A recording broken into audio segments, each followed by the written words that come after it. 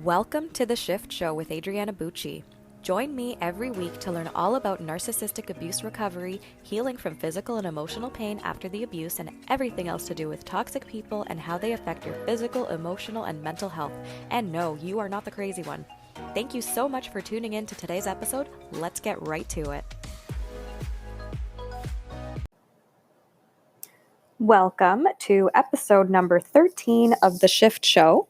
Today's episode is going to be an interview with a TMS coach named Kevin Viner. Now, if you don't know what TMS is, I would highly recommend that you listen to episodes 6 and 7 of this podcast because it is all about TMS. So in long story short, TMS stands for tension myositis syndrome or the mind-body syndrome. And it's basically the theory that any chronic pain that people are facing, that, they've experienced this pain for more than 6 months, they're suffering every day, they've been to the doctor's ruled out any kind of life-threatening issues, and it's really just a pain issue that, has to kind of be managed with maybe painkillers, injections, things like that. But otherwise, you're relatively not in a life-threatening stage of your life. It's all to do with repressed emotions from childhood trauma. Now, this does not mean that the pain is in your head. The pain's obviously very real. The pain exists on your body. It's excruciating. It's terrible. But the solution is not a physical one, because that would have worked by now if it was working. So all of his teachings are based on Dr. John Sarno's theory, as well as his own experience in his own TMS journey. And he also has written a book which can be purchased through Amazon. I'll have the link at the in the description notes of this episode, and ways to contact Kevin as well. The book is called The Mind-Body Syndrome: A Path to Recovery and Freedom. So it's a really great step-by-step way on how to actually do that healing work and finally free yourself from that chronic pain. So without further ado, let's get right into that interview. I hope you enjoy it. So hi, Kevin. Thanks so much for being on the podcast. Hi, Adriana. Thanks so much for having me. It's an honor. Awesome. And why don't you tell us a bit about yourself before we dive into this interview? Okay.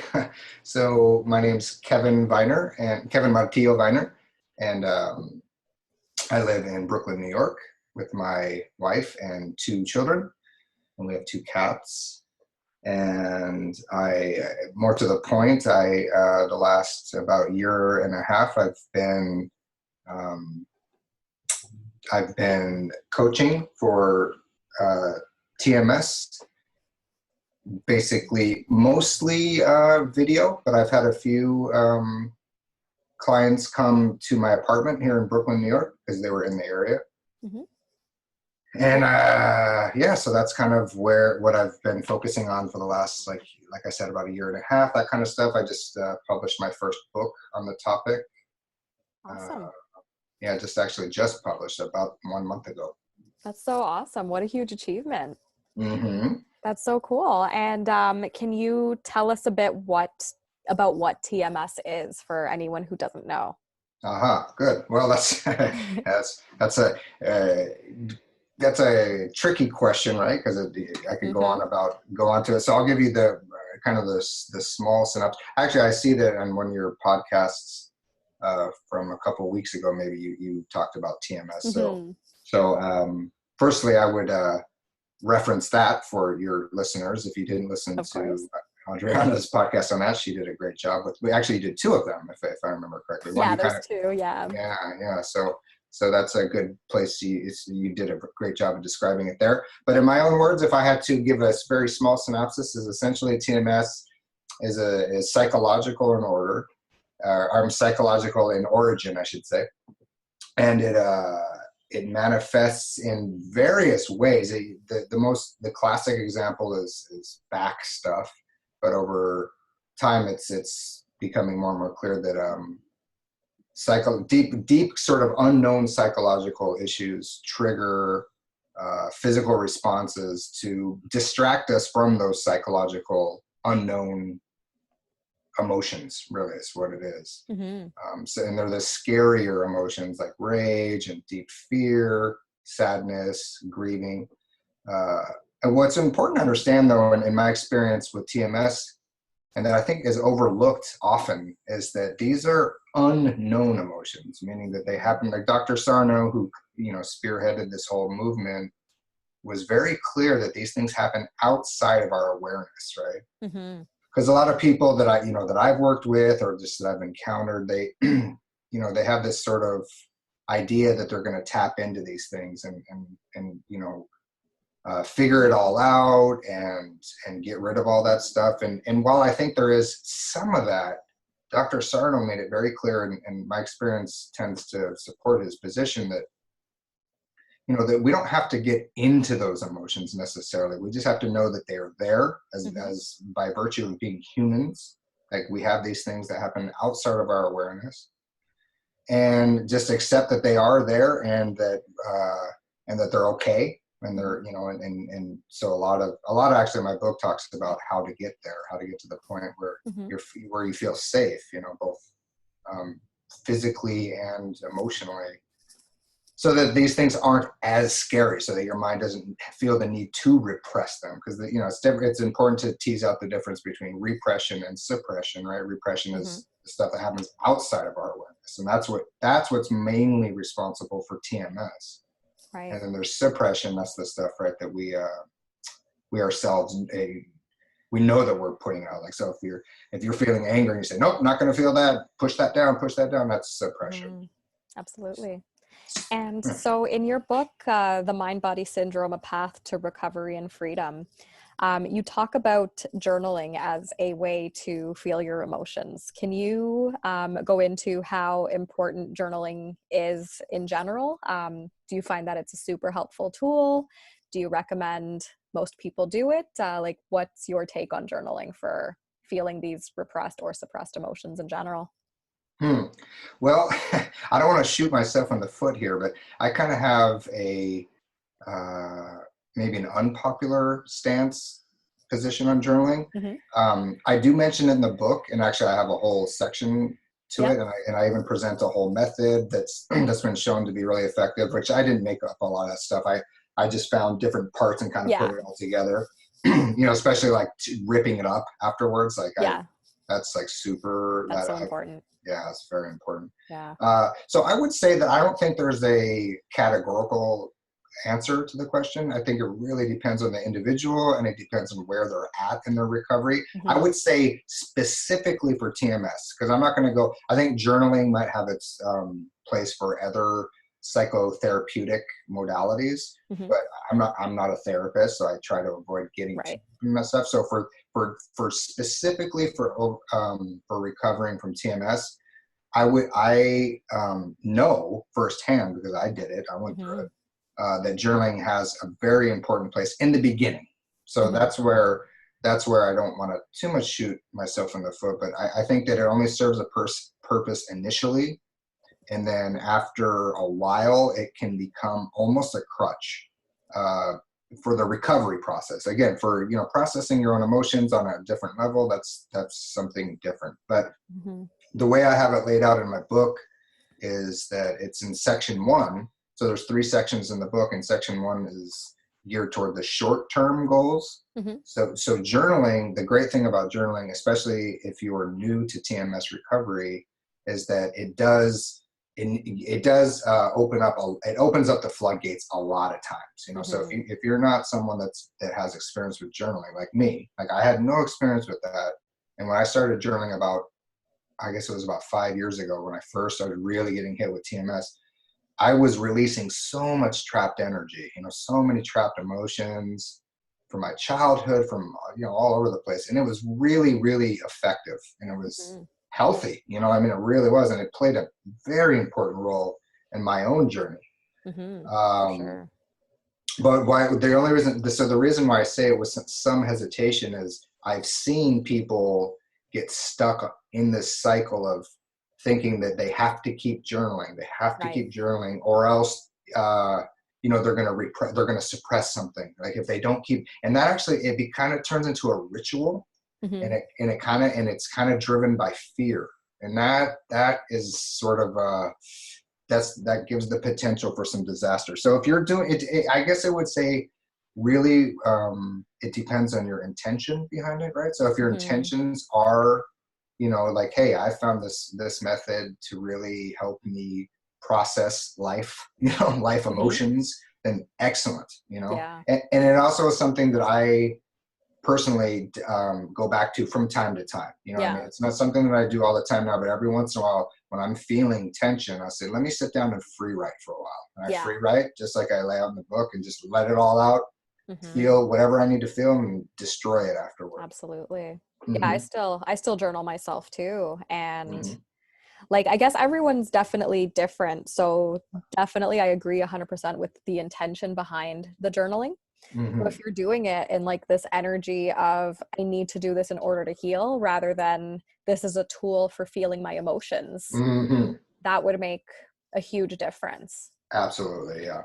Yeah, because once we get into that mindset of like, if I don't do this, there's consequences, then you're just kind of going back to square one. Yeah, exactly. Yeah. Exactly. Yeah. So And that's such mhm. an awesome, yeah, that's such an awesome point to be aware of. Mhm. Yeah.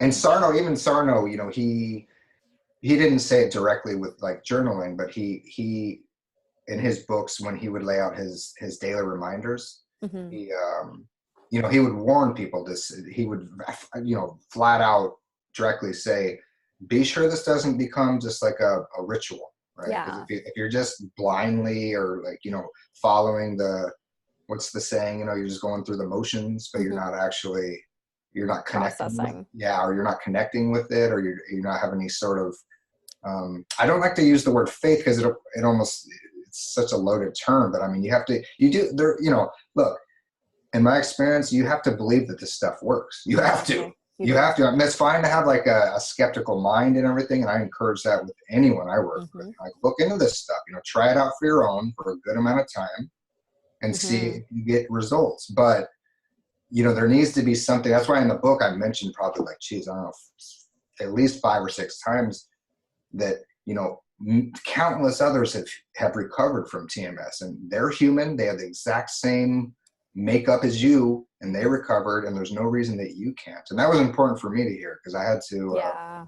Because there's this fear that we're the exception, that we're not, Yep. that we're too flawed, or we're too dumb, or we're too intellectual, and that's actually probably even Hmm.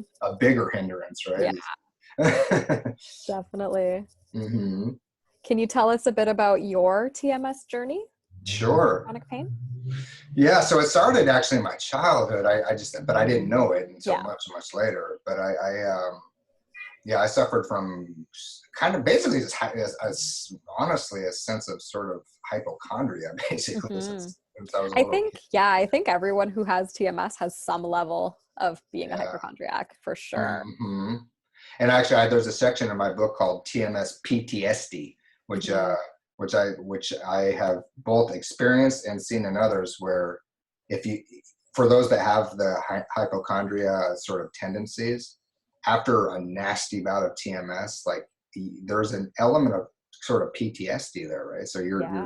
so hypersensitive. It's like the smallest twinge, Yeah. where a normal person wouldn't even normal. I mean, you know what I mean? Someone Yeah. who Of hadn't suffered severely from TMS, course. they felt a little, jolt in their back, and they wouldn't even think twice about it. But if you, for me, for instance, when my back, because the lower back was my sort of primary area, Hmm. and when I was on my path, to recovery, the slightest like twinge, or like if I was sore in the morning or something, it would be almost immediate panic. Like, Yeah. oh my God, is it coming back, right? So that was actually in large part why I wrote this book, because this book is really geared more toward people that feel stuck. It's definitely. I mean, I'm not sure if you had a chance to read the entire thing or not, but it's definitely not. It's not a typical book in that it's trying to sell you on TMS, which is Right. which is very necessary, right? So this book kind of takes the stance that you already have accepted you have TMS, or maybe it's someone you care about has TMS. Right. And then it's basically like, okay, so here's what you do, right? Because Yeah. in my experience, it was kind of lacking in the field, and I wanted to, Yeah. contribute something. But anyway, so let me tell you just a little bit more about my experience with it. So yeah, like I said, I sort of had bodily issues throughout most of my life. The back stuff started in my 20s. I was a skateboarder, and that came with a lot of injuries, Mhm. and but I noticed in my 20s when I was in college that I was getting some like sciatica stuff. It was sciatica. So it was down my left leg, and I would get some numbness and things. But, I was young, and I was like, it didn't really scare me. So it kind of just came and went. Mhm. And it wasn't until I was about in my early 30s that I had my first severe attack. And at the time I wasn't making the connections, but it correlated with me going through a big breakup and moving into I just moved to New York City. I'd been here for about less than a year, went through a nasty breakup, moved in with a bunch of people I didn't know. And I was also having some like substance abuse issues. I was in graduate school, so I had all these, so there was a like sort of a perfect trifecta of Yeah. all these The perfect external, storm. Yeah. yeah, of all these external things. And I had my first very severe one, and it was very frightening because it was so severe. Mm. And it was lower back sciatica stuff, and I quite literally couldn't walk. I was like hunched Wow. over. I had this thing called, my trunk was contorted, so like Oh it was wow. now I can laugh about it, but Yeah. it weren't nothing funny about it at the time, Yeah. It right? sounds horrifying. Yeah, it was really scary. So anyway, so long story, I went through all the usual stuff. I went to the doctor, and he sent me to get an MRI, and they found herniations and some stenosis, and degenerative disc disease, all really the basic stuff. Dr. Sarno goes into all that stuff. Yeah. And having not found TMS yet, I was okay. So what do I do? And I did the usual chiropractor, I did the physical therapy, all that stuff, and it had the placebo effect, like Dr. Right. Sarno talks about, and it kind of just went away, and then kind of intermittently came back over the years, not as severe as that time yet. Hmm. Um, and I started making connections, even though I hadn't even heard of TMS. This is like 12 years ago. I hadn't Hmm. quite heard of TMS. I hadn't heard of TMS yet, but I started making connections that, I noticed that my back usually gives me some issues when I have some external issues going on. Like some stress or some Hmm. tension, some work issues, some interrelational issues. So I kind of started making that connection, which was, in hindsight, was a real blessing, because it made me more. I was sort of priming my mind for the TMS, because it's really hard for people to accept that this is a real thing. Yeah. Most people, outright just refuse. No, that's like hippie weird stuff. And Yeah. the thing is, it's Dr. Sarno was anything but a hippie. I mean, the guy, he was a Exactly. medical doctor. Anyone could just go watch an interview with him to see that he wasn't like, Yeah. He's not you like a know, hippie. He knows his stuff. no, he's not. He's not like, oh, you should Snake oil. meditate and like have energy like work and stuff, which all that stuff is great. Yeah. I actually do like that stuff, but he wasn't that. So Exactly. Yeah. when it got to the point, I had another nasty flare up, and now they were talking about surgery, because they gave me Yeah. another MRI, and they saw that the stuff was, coincidentally, it was about the same, which is interesting because these were several years apart, which even gives more proof that it wasn't actually physical, because on the MRI reports they were virtually identical, but they were saying, well, because this thing is giving you a hard time, we could have surgery. Hmm. And something told me well, I think I had heard enough botched back surgery stories Right. that I was like, let me not do that just yet. Yeah. And Because you around hear so then, much on how oh badly they go, right? oh Like, yeah, just their success rate is so poor. yeah. And people So are worse after. yeah, or they have multiple operations, and it's really Hmm. quite sad. It's really sad. Yeah. Hmm. So Definitely. around that time is when a friend just happened to, he mentioned Dr. Sarno to me. He actually sent me a message that had the reminders, the 12 daily reminders. Oh, yeah. And I read that, and I said, okay, this seems a little weird, but I like weird stuff. So I said, let me look into this, right? Hmm. And, you know, I think I was lucky in the regard that intellectually it clicked. Intellectually it clicked for Awesome. me almost right away, but my journey didn't end there. I had to get, No. I went through lots of relapses and ups and downs. So even though intellectually it clicked, it, for me, and I think for most people, it needs to get down to like your heart, you know, for a lack of Yeah. words, you know, really needs to integrate, because there's a difference Yeah. between intellectually, as I'm sure you know, right? Oh yeah. It has to click emotionally too. And it definitely has to click emotionally. And there has to be, like, the name of your whole, you know, platform. Let's get your shift together, which I love, by the way. It's an Thanks. awesome play on words. You know, the last section of my book, coincidentally, is called The Shift, right? Yeah. So there needs to, a shift does need to take place, you know? Yeah. A shift in Um, mindset. yeah, absolutely. Shift in mindset, your worldview. I mean, you know, Mhm. I mean, it varies person to person. For me, you know, I needed a pretty radical change the way that I viewed my body, you know, my emotional states, myself, and just life. And for Mhm. me, it was really just getting to a place, honestly, of feeling safe. That was it. It was like feeling safe in the world and feeling safe with myself. Yeah. And that's one of the hardest things that anyone can do because, Oh it's yeah, pretty much all childhood related. absolutely. And if you didn't feel safe in your childhood to feel emotions, then it's really difficult to do that as an adult. Yeah, incredibly difficult. Yeah. And we don't really live in societies that foster that type of growth, you know. I Not mean, even a little bit. well, you're in Canada, so I would argue that Canada maybe a little bit more. That could be a grass is No, always greener on the other no, side syndrome, but it no. always seemed to me that Canadians were always a little bit nicer, seemed a little bit more I mean, this is kind of, maybe it's a stereotype, but maybe a little bit more what's, you know, like a little bit more aware of their emotions, but maybe I'd not. argue that like we're super nice, but Okay. we don't know anything about emotions. Oh, okay. Actually, yeah. So maybe that being super nice is actually a lot of suppression, right? They're Yeah, like, oh, let me just, exactly. yeah. Okay. Okay. All Exactly. right. Yeah, we totally say sorry every 5 minutes for no reason. Right. Right. That was a huge habit for me to break because it's just like, it's a cultural thing too. But Absolutely. it's totally another next level form of suppression. Totally. People pleasing. That's just people Of pleasing. course. Yeah, we're huge people Yeah. pleasers and Right. no one has made that connection that it's all about childhood trauma that's why we're people pleasers. It's just Mm. this accepted form of just how we are.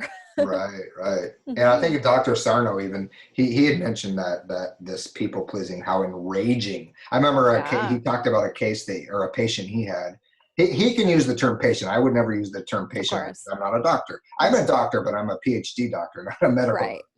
doctor, right? So I would say client, but he could Yeah. say patient. Clients, yeah. He um he had one that I think she was like a, you know, a caregiver, and she had kids, and you know, she took care of her. I don't know if you remember the story. I think it was out of healing back pain, but she took care of the house and she took care of the kids and she did this and that.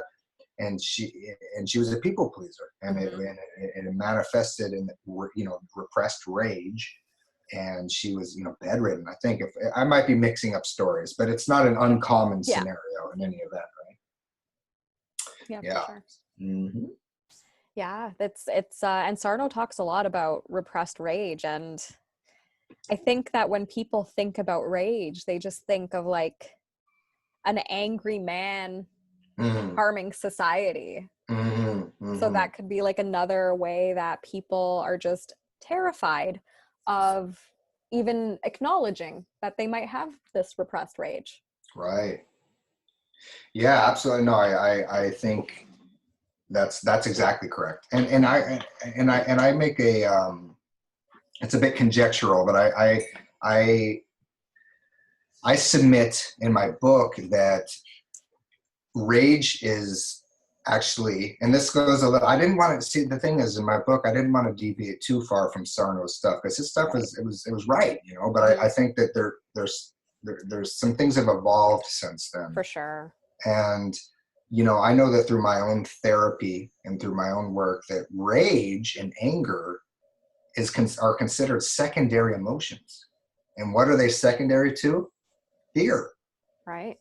So I take the position in my book that fear is kind of what underlies it all. And really, if you go even deeper, it's actually fear of our own mortality.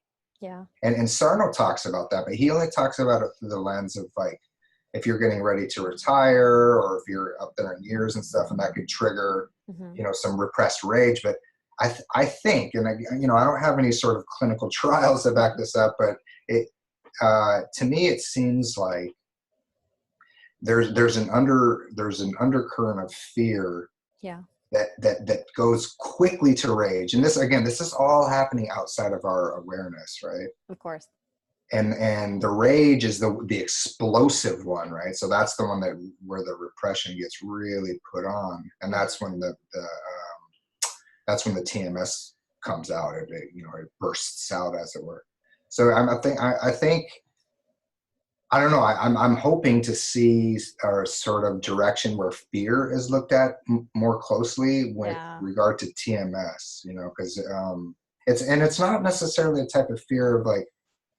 Of course, fear is a necessary emotion or a reaction that we have in society, right? Because you see a bear and you're a caveman that's going to eat you. You need that fear in order to survive. Yeah. Right. So, but in modern society, that fear has been contorted and tweaked so much, and we're scared about our jobs and our are we going to get the car that we want, and is our relationship going to be okay? So these fears, they're coming out in sort of distorted ways, and with repression involved. And I mean, especially in the news and everything that's going on in the world right now, fear is like at an all-time high.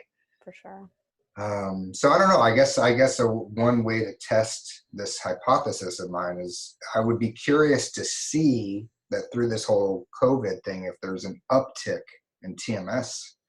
I suspect there might be. For sure. But we'll see.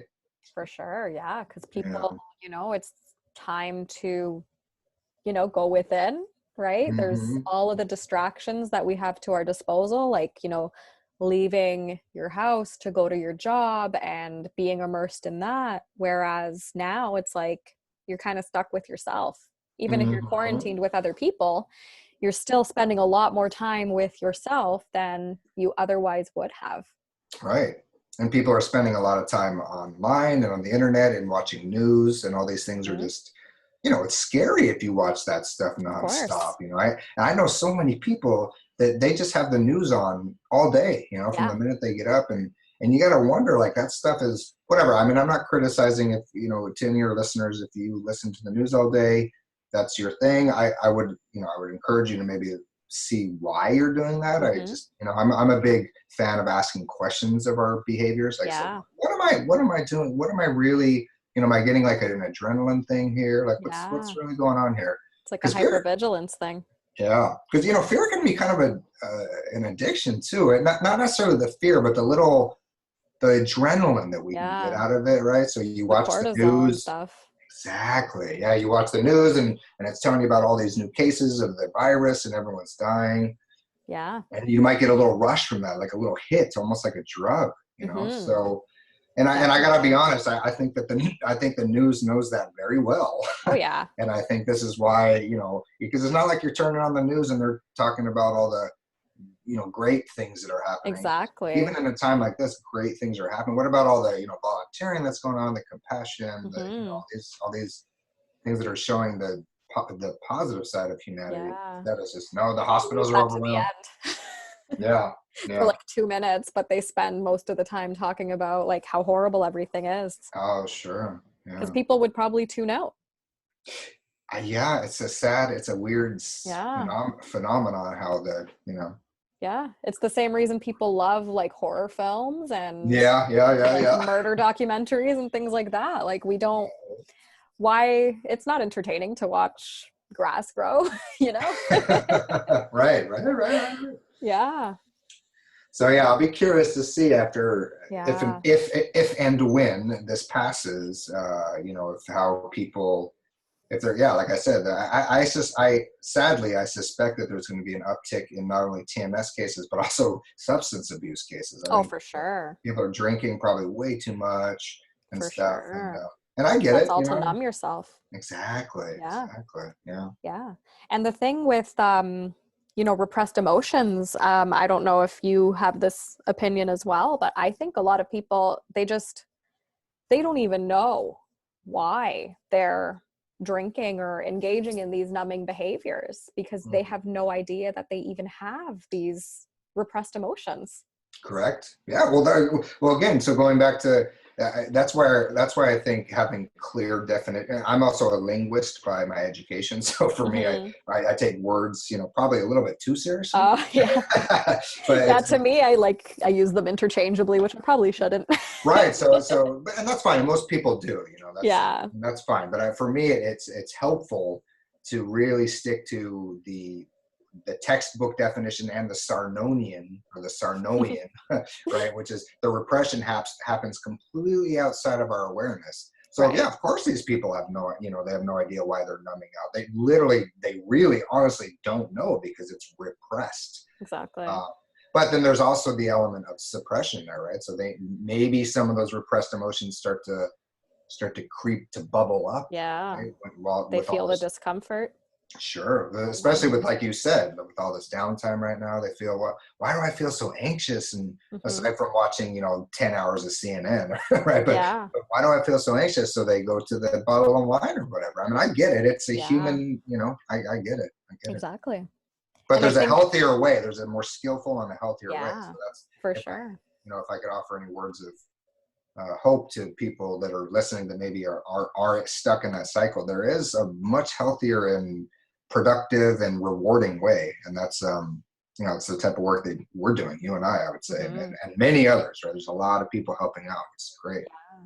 Yeah. And I think a lot of it is people don't even know they have an option if they are feeling that extra anxiety, that it's even an option to entertain that anxiety. Sure. No, absolutely. Yeah, because it's we're it's I see in my kids. I have two little boys, and I can see how my older son, 4, he's getting more in touch with his or he's becoming more aware of his emotions, I should say. Hmm. But I see how he tries to run from them. Yeah. Like I can see, because it's so I think it is, and not think I think it's pretty known that Yeah. it's not our default to sit with uncomfortable emotions. Like it's not, Hmm. it's not our default to sit with discomfort. So we have to a huge process in this, TMS and otherwise. I mean, it seems like right now we're just talking about life stuff in general, and that's great. Hmm. But they kind of overlap in all regards anyway. But a big part of the process is just getting comfortable with discomfort. I know that sounds like a Hmm. sort of like a paradox, but it's true. You have It's to get, so needed. absolutely. Yeah. Anxiety, like you said, sadness, grief. I mean, for me, sadness and grief were huge. Yeah. You know, because I mean, I don't know where it happened, somewhere along the line. I think just by virtue of being a male, I wasn't raised in a macho atmosphere like at all. But Hmm. somewhere along the line, I just feeling your emotions wasn't manly. Oh yeah, Wasn't especially for men. It's like you're not manly. supposed to, there's all this like big boys don't cry, be a man, all that kind of stuff, and it's like Sure. it dehumanizes men as well. Yeah, absolutely. And then Yeah. with women, it's almost the other end of the stigma, right? They're Yeah. They're they're they're they're, hysterical. they're yeah, exactly. They're supposed to be Mm. hysterical. They're too emotional, Yeah. So I think, but the good news is I really do think as a society, well, it's hard to speak about just as a world. It does seem like to be some shifting around, A right? little bit, yeah. Yeah, it does seem like we're headed more towards like a middle where Yeah. emotions are. I mean, it's so silly because it's like we're all humans, we're all humans, and we all have, the thing about emotions is they're pretty finite. I mean, they're Yeah. people They people's end. yeah, and well, they're finite in that they're the sort of the spectrum of how many emotions a human can feel is pretty across the board. Yeah. How we react to those emotions is a whole other, right? That's where it gets into individualism, right? Exactly. So the anxiety that maybe you can endure would put me in, I would bug out, or vice versa, right? So, but just even realizing that for me was huge, that we all have the same emotions, that we all do, you know? It's true. And there's nothing shameful about that. There's nothing, you know, it doesn't mean you're flawed, you know, it's just, Exactly. it's part of the process. Absolutely. It's part of the human experience where, you Absolutely. know, and it's not been helpful when, you know, if someone has parents who invalidated their children's emotions, and then society just further compounding that. And you learn that it's the emotions that are terrifying. Mm-hmm. And then the child brain views the emotions as like a life and death situation. So it's like, don't, if I feel this emotion, I'm going to upset my parents, and then they're going to withhold love from me, and then I die. Yeah, right. No, exactly. And see, and that's good that you just made a connection to the death aspect, and Yeah. that's fear, right? So that's actually driven by fear that you're going Yeah. to die, and the fear is stemming from the Fear of emotional, death. right? Yeah. That's a great connection. Yeah, for sure. For And then sure. of course there's the element of your whole, you know, your specialty, which is if you are, I mean, I don't think I know anyone that hasn't had at least some form of a narcissist in their life. You know what I mean? Like, it's very, Yeah, unfortunately, it's very common, it seems like. it does. So if you've had a parent that was like that, or oftentimes it seems like it's in a romantic relationship.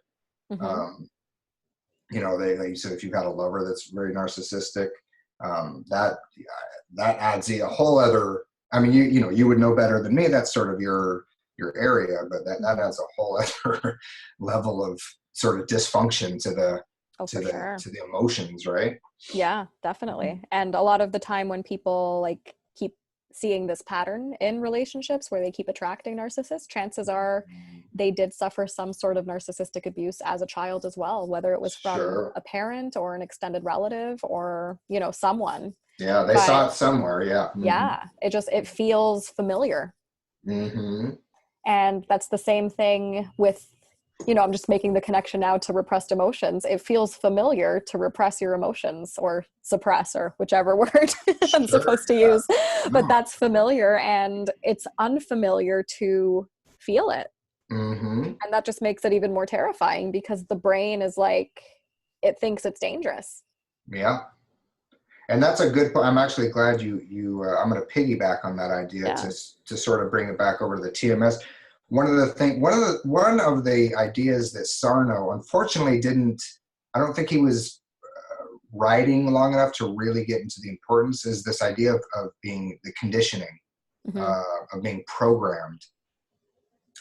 So in the book, um, I talk a lot about conditioning and how, like you just said, you can get so stuck in TMS that, or in feeling pain, whatever your symptoms might be. It might be chronic anxiety, chronic, depression, chronic physical pain, that even when you get glimpses of freedom from that, say you're doing the work in my book or from someone else's, and because for me it was not linear. For many people it's not No. linear. It's not just like you just all of a sudden poof, you're one day you're Yeah. fine. So you have ups and downs, I peaks and wish. valleys. Yeah, right, exactly. But there, I know that for me and many other people, you get so stuck in this pattern that Yeah. you get, for lack of better words, you get addicted to the pattern. You almost Yeah. get addicted to maybe addicted is not the right word. You become so familiar with it that feeling quote unquote normal feels abnormal, Yeah. right? It's So unsafe. it's scary and it's unsafe. Yes, I had that connection when I had gone through a bout of, I had just gotten over a nasty bout of TMS. And this is where I was pretty deep into my TMS recovery, because I had done all kinds of TMS modalities. I saw a TMS doctor, I worked with a Wow. TMS therapist. Like, I had some really heavy stuff that I needed to get through. Yeah. And, and I had long bouts of freedom from TMS, but I would remember this one time specifically that I went to the gym, and I had been out of TMS pain for several months, but I was going through some difficult stuff. I was like, emotionally, I was going through some difficult stuff. I was feeling, actually, in retrospect, it was probably TMS coming out through an emotional reaction, right? Because I was kind of struggling with some chronic depression and things like that. Hmm.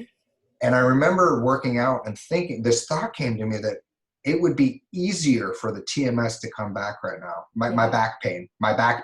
And it almost, and I was almost like welcoming it like an old weird friend. It's kind of like this, you know, you're in the abusive relationship and let's just say your husband is beating you but you can't seem to leave him. You know, you can't seem to leave him. And you know that there was an element of that for me with my recovery. Oh, for sure.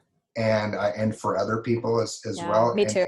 Right. And so so seeing that clearly and accepting it, right? Accepting that is your reality. It doesn't mean that you can't change it, but you have to accept it first before you can, you know, do any sort of change. Exactly. That was groundbreaking for me. That was a huge step, you know, just seeing how stuck you are in this patterns, you know? Yeah. Mm-hmm. For sure. I can totally relate. There were so many times where I was like, hey, like I would just rather have a migraine than have to feel this grief right now. Right. Yeah, that's it. Yeah. But as you very well know, and as you're helping other people, you know, getting through it is so much more rewarding. Yes, it's very uncomfortable and it can be scary. And Jesus, I remember when I was working through the emotional aspect of all this stuff, and there were times that I was worried that I was going to die. Like I literally thought that I was going to have a heart attack because I was experiencing panic and anxiety and fear and blah, blah, blah. But, you know, you get through that.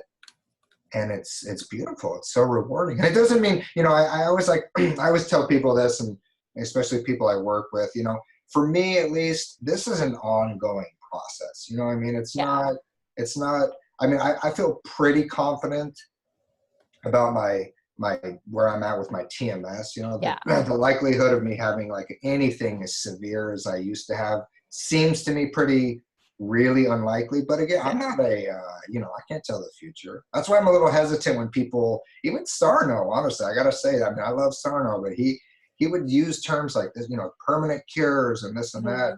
And that's that might be the reality for some people, and good for them. But it certainly was not my reality, you know. So I usually keep that. It's permanent in the sense that, like, you know, what work that you have to do if it does come back. It's just a matter of, are you going to do it again? Absolutely. And also, be open to, I touch on this in the book too, you know, be open to experimenting with different modalities. You know, toward the end of my book, I offer a bunch of little things that didn't really, I think actually have the book in front of me, and it says, it says the name of the subtitle is For the Busybody, Additional Thoughts. So these are all just little additional thoughts that didn't fit directly in the book, but a lot of them a lot of them talk about expanding on your practice, whatever your practice looks like, you know, and being open to, well, again, kind of going back to what we talked about at the beginning of the talk, like being open, being aware of the potential of falling into ritual sort of behavior and being open to trying new things, you know. So, I mean, for me, like that, a lot of that looked like really expanding on my spiritual practice. You know, again, you know, let me be clear. You don't have to be spiritual to recover from TMS. I'm not at all saying that, you know.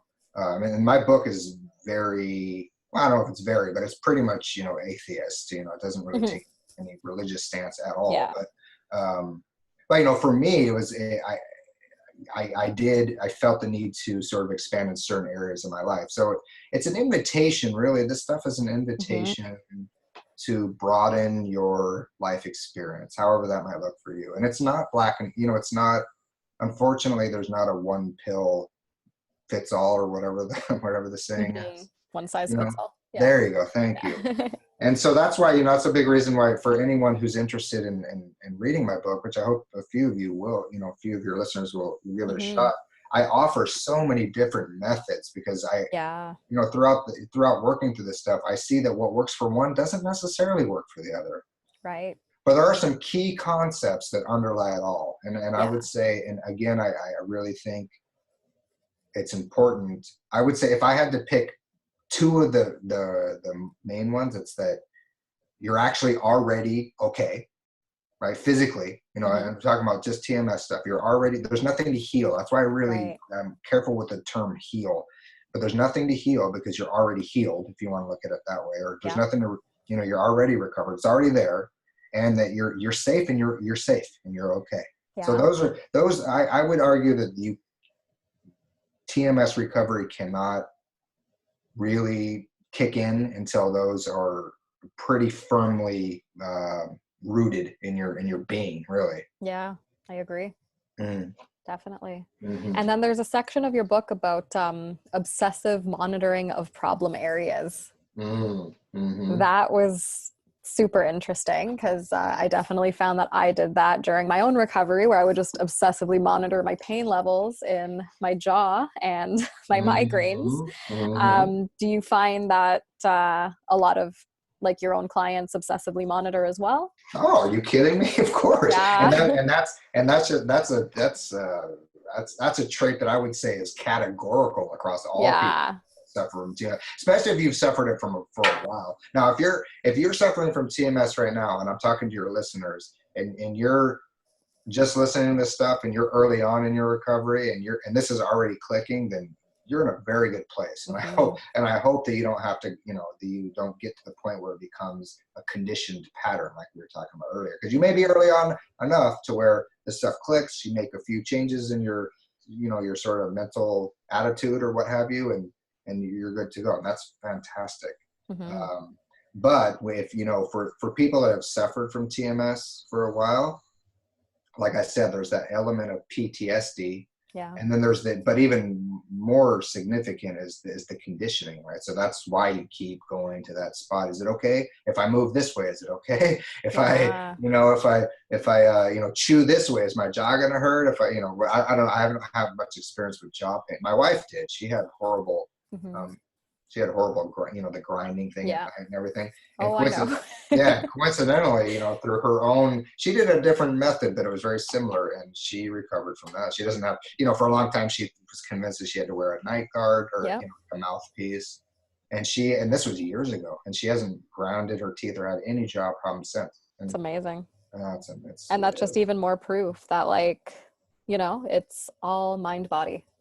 Oh yeah, absolutely. Look, I'll tell you this right now. It occurred to me. So something my wife and I, we're pretty physical. We like to exercise and things like that. So all the gyms have closed down here. I don't know what it's like up in Canada. They're all closed. They've It's been closed, yeah. Yeah, well, it's one of the things I miss the most. I know it's such like first world problems, I but know. but I'm not gonna lie. I'm gonna be true. I miss my gym. It's fine. Yeah, and So it's valid. It's yeah, valid. We that's can't, right. we can't villainize No, emotions, that's it. That's right?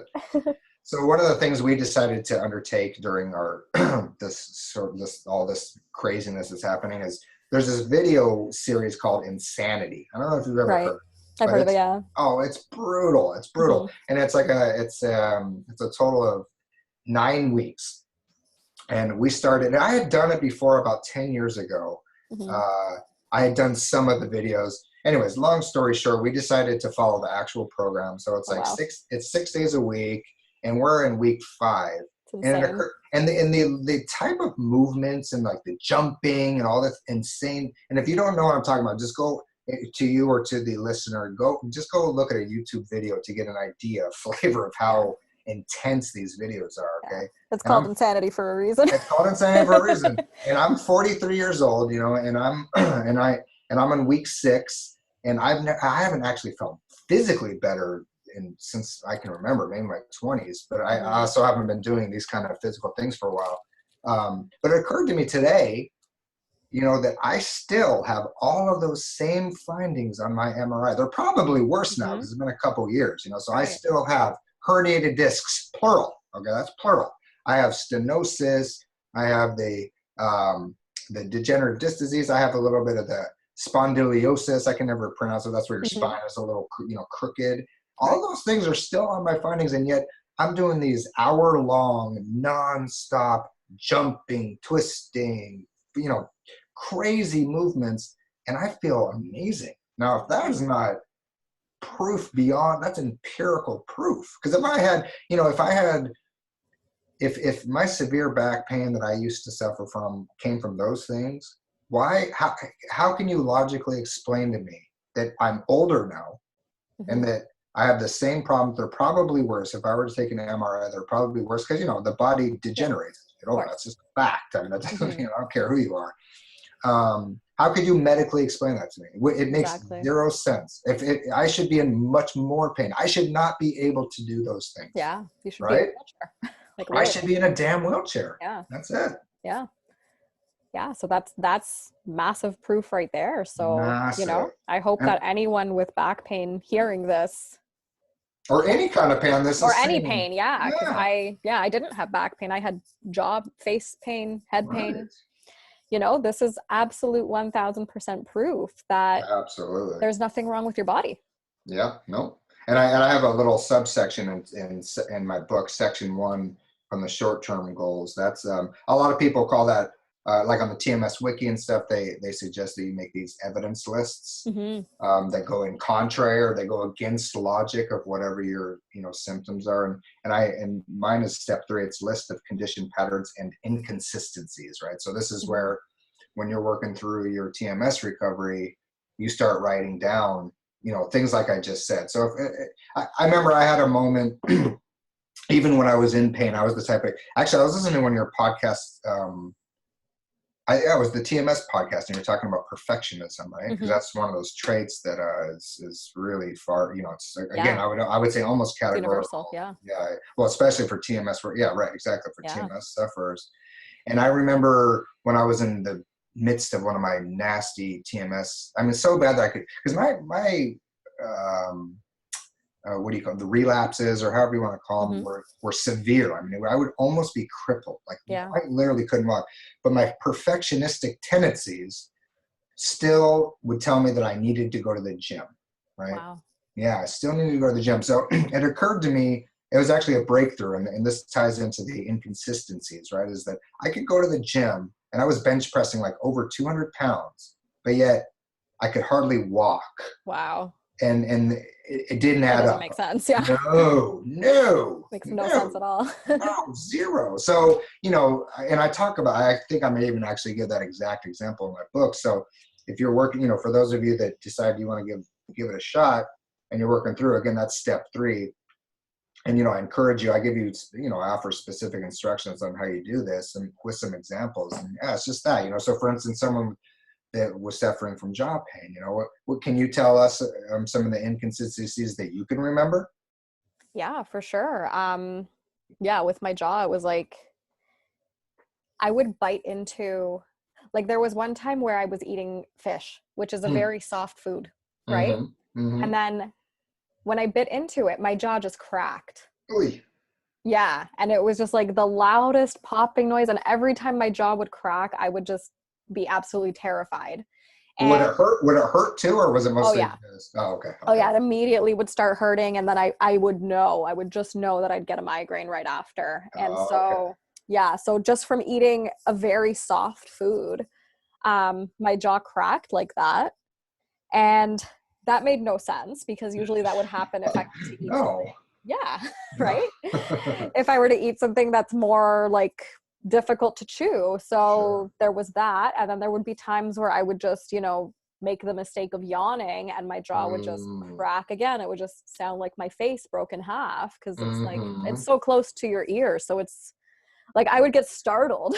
Like, because it's like, oh my God. And then once I started doing the TMS work, I got brave and decided to bite into an apple for the first time in like 4 or 5 years. Good. My jaw didn't crack.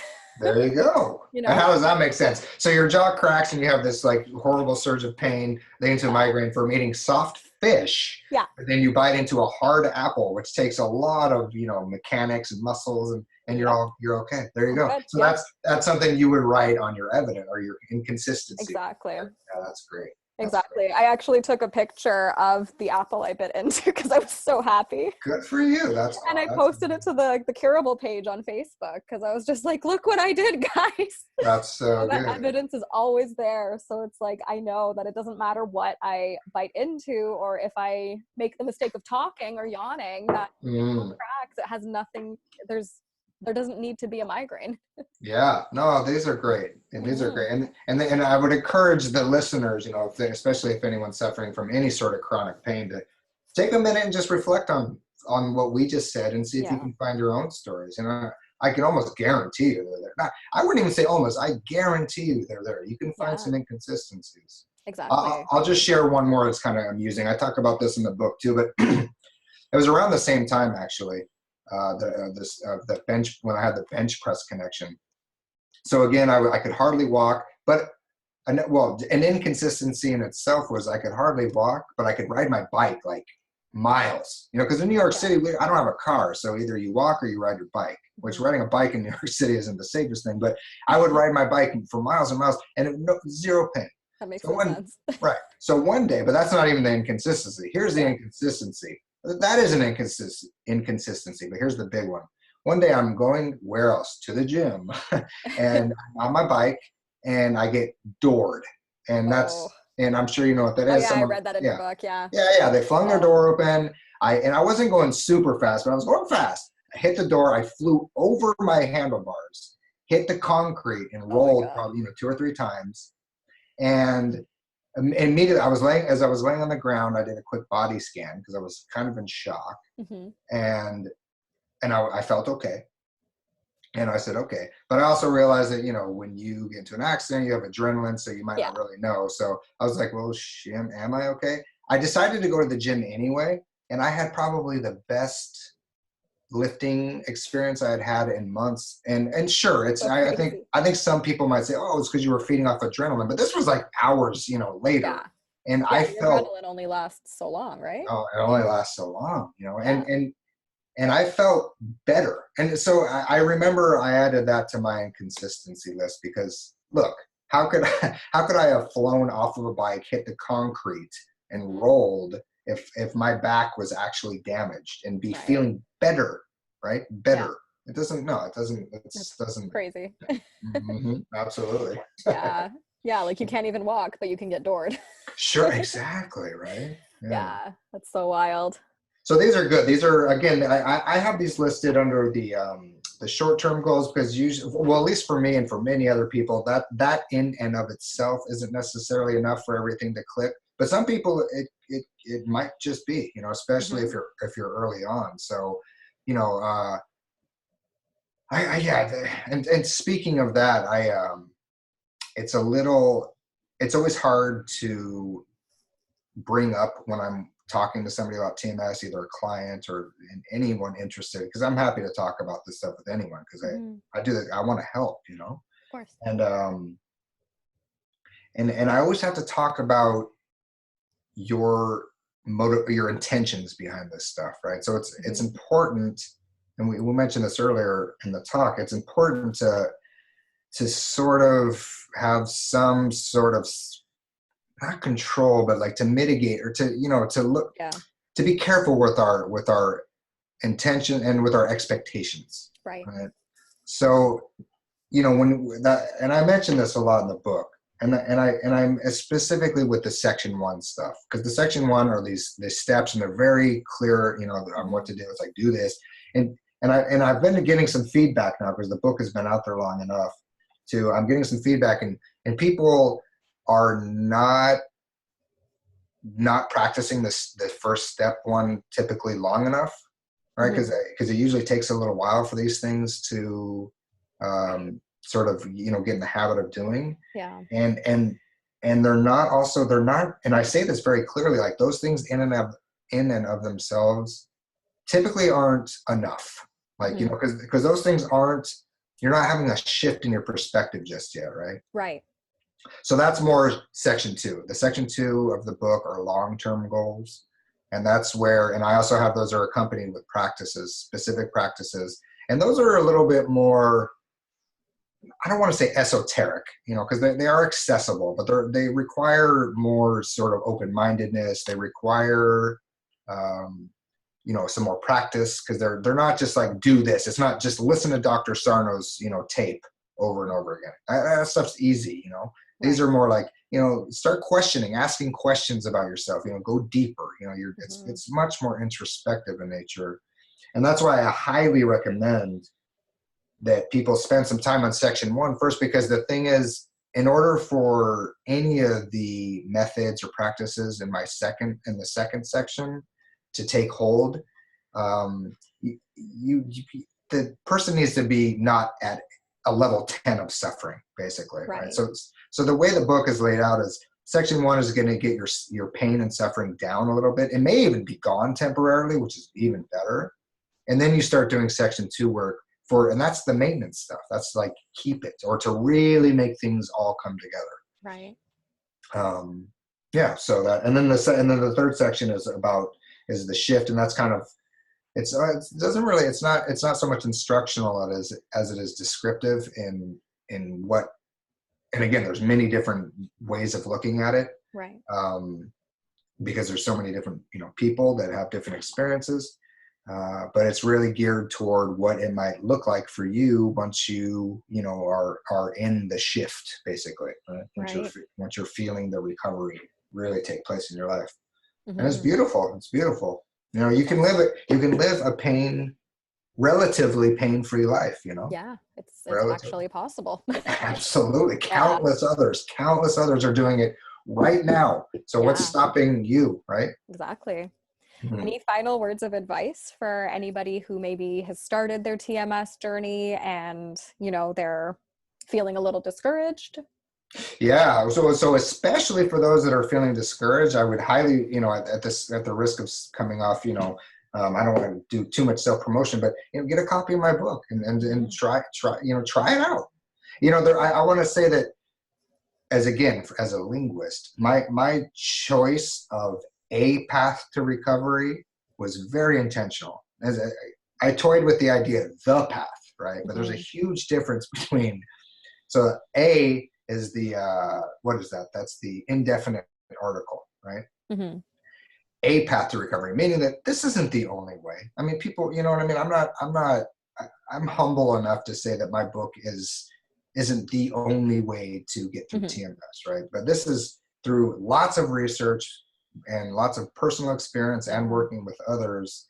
These things, and it doesn't really deviate from Dr. Sarno hardly at all, really. Yeah, it's a really awesome book, I think. Oh, thank you. Like for anyone who is just discovering TMS, like they have to believe it first, obviously, but I think it's so great. Yeah. And I've been getting good feedback so far, and people, saying that, again, I've just published it, so I haven't been getting any feedback, long-term feedback. Mm-hmm. I'm more curious to see like a year out or something what people are saying. But yeah, so I would honestly say, and I feel confident saying that you could start, or not necessarily start. Look, if you're brand new to TMS, start with Dr. Sarno, and that's just hands down. Like I'm not going to pretend to. Start with Dr. Sarno, and then and if that doesn't work for you, right? Yeah. Then consider checking out my book. It's available on Amazon. Awesome. So you can find it there. We'll put a link to it in the description so that people can just click on it. Yeah. So you can get it in paperback or in electronic and Kindle. Awesome. And you can, and I would just say, the last little plug for the book is the first step actually is all about you specifically listening to Dr. Sarno's second book, which is Healing Back Pain, frequently. So I mean, like almost obsessively listening to it, and I talk about all the different ways you can do that, if you're at home, if you're in your car, if you're on the train, if you're working out, just listen to it. Mm-hmm. And the idea there is you're starting to do some reprogramming. Sarno's message is getting in there. So even if you're somewhat new to this, because step 1 of my book actually is so focused on you getting acquainted with Dr. Sarno's work, you could almost even just start there if you wanted. Mm-hmm. It's up to you, but I guess my last little words of encouragement are that just go easy on yourself. You're human. We're all human. We all have our own trials and tribulations, right? And there is a section in my book. I'm trying to find where it is. Oh yeah, it's in the last section during the shift, and the title is TMS is a gift, and then in parentheses it says what. Yeah. And it's true. It's really hard to swallow that pill when you're in the grips of the pain. But I'll tell you, Adriana, I'm sure that you can attest to this as well. Getting through it you can look back and say it was a gift, you know, I mean, Yeah, it got you to where you are now, right? exactly. I'm so thankful for my pain, and it's such a weird thing to say, but it's Right? like been my biggest gift. Absolutely. It's our biggest gift. It's our biggest Yeah. teacher. I even use the term in here for some people, for not everyone, but for some people, I think it might help to look at it's almost like a rite of passage, right? It's like Yeah. this is you have a choice. I mean, you really do. It's like either you can just continue down the path of chronic pain and the Hmm. medications and the medical, stuff that you can do that. That's Yeah. fine. But there is another way, and it can be so liberating, right? I mean, Yeah. I can't, I honestly, I mean, at the risk of, I mean, I have children, and that, I think I would be a lousy father if I said that's not the best thing that happened to me, Oh, true. Yeah. The but, second best thing. but TMS, I'll tell you, if it weren't for my TMS experience, I don't even know that I would have those kids. You know Yeah. what I'm saying? They're connected, which that would be a whole other episode. And I know we've been talking forever, so I won't go there, but they're connected. So in a way, I think I almost could get away with saying, if it weren't for my TMX experience, I might not even Yeah. have those kids. True. And 100%. yeah, so just don't lose hope. There is a way out, and it's not just a way out. It's actually a way to a whole. I mean, it's just a whole new way of looking at life. And it's Good. beautiful, and it's beautiful, and it's beautiful. It is. It really is. Even though it doesn't feel like it when you first start out on it and it feels horrible, No. it's one of those things you just got to keep going because the benefits are amazing. Right. And if you can, last little bit I'll give here is, Mhm. this was helpful for me. If you can just believe that what I'm saying is true for me, and what Adriana is true for her, if that has been her experience, and that's Mhm. been my experience. In other words, if you don't think we're just full of shit, which I hope you don't if you're listening to this, right? Hopefully, they made it But this far. sure. But if you can just even sort of forcefully tweak your mind to think, okay, to maybe even to the option, maybe even to the possibility, like, okay, Hmm. maybe that really did work for Kevin, and maybe that really did work for Adriana. If you can cultivate that, then you're giving just a little bit of open-mindedness, just enough for the stuff Hmm. to get in there. And then from there, if you can believe, or if you can accept that it really was a gift for us, even Hmm. if you're in horrible pain right now, if you can accept that can be an option for you, Hmm. then you're definitely on the right path, right? You're definitely Absolutely. on the right path. But I'm not going to sugarcoat it. It's very hard to do that when you're in the Hmm. grips. And that's why I would say, work on the section 1 stuff until your pain comes down to a manageable level. And then that's when you start, really putting that other deeper introspective work into practice. Definitely. Thank Yeah, that's so awesome. Well, thank you so much, Kevin, for you, coming on Adriana. the podcast and sharing your wisdom. Thank you so much. How can people get in touch with you if Oh, yeah, reach good. you? Thanks for asking. So I have a webpage, which is just thetmscoach.com. So you can start there. Awesome.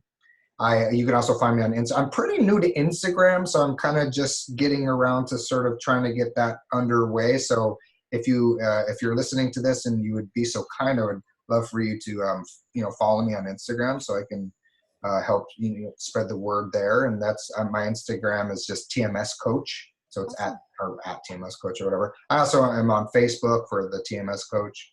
And then, like I said, you can find the book on Amazon, and on Amazon, either Kindle or paperback. But also, all my information, if you're interested in potentially having any sort of coaching or anything like that, that's all that information is on the tmscoach.com. And maybe we can put a link in the Yeah.